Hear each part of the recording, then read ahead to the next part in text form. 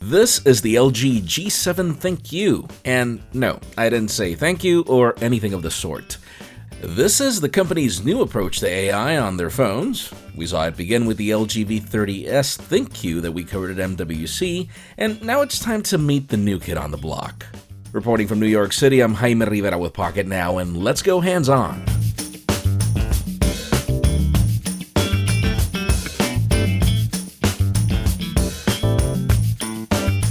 I know what you're thinking. We heard a lot of buzz from LG deciding to wait things out, go back to the drawing board about its whole smartphone strategy. But just like the name G7 follows the name G6, so does this phone, at least in visuals, because features are a different story. At first glance, the new G7 ThinQ looks a lot like the V30 with its curved glass surrounding the aluminum, and I like that the finish follows on its predecessors in not being a reflective smudge magnet. Probably the purpose of waiting it out is to fit it with better specifications.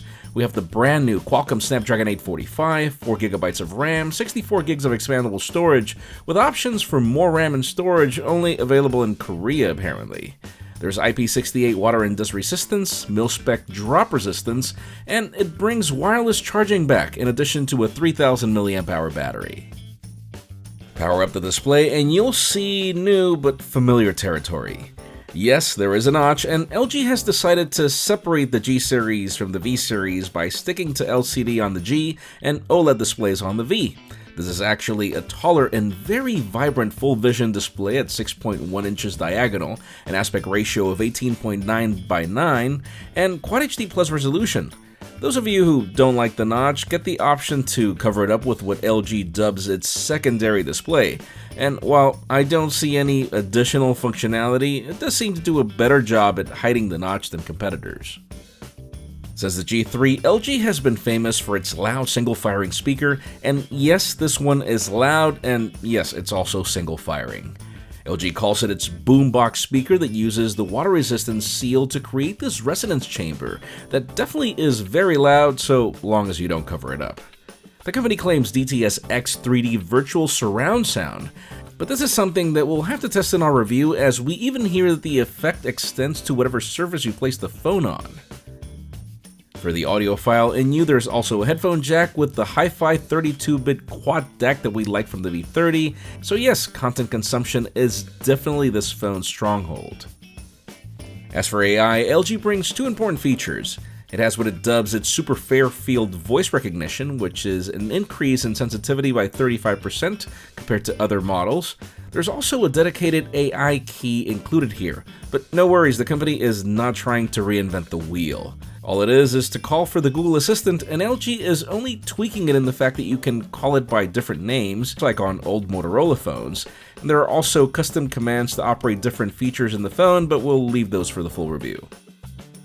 And as for the software, you would think because of all the collaboration between LG and Google that this phone would be more stock after all the time they've taken, but no, this is the standard LG skin on top of Android 8 Oreo, not the latest version, though we're waiting for our review unit to tell you more about this.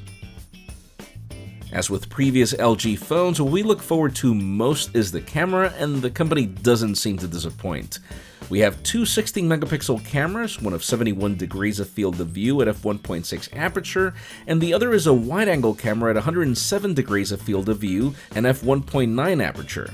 Yes, the field of view of the super wide-angle camera is less than before, but it's all with the purpose of avoiding distortion. LG claims improved sensors and camera lenses, super bright features, and object detection AI. The company claims true bokeh in its portrait mode by creating a grayscale depth map around the subject, but again, these things are things that we'll have to test. The company also claims a redesigned front-facing 8-megapixel camera, finally, with portrait capabilities and 90 degrees of field of view as well. So yes, this is the LG G7 ThinQ.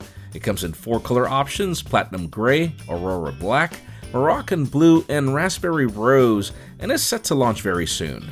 Let us know what you think about this phone in the comments down below. So far, after a couple of hours of playing with it, I will say that I am looking forward to what this phone can bring. While you're at that, make sure you follow us on social media, subscribe to our channel for more videos like this one. You can follow me on Twitter, Jaime_Rivera, on Instagram at Jaime Rivera. Please give this video a thumbs up if you like what you saw. I'm Jaime Rivera. Thanks so much for watching. We'll see you on the next one.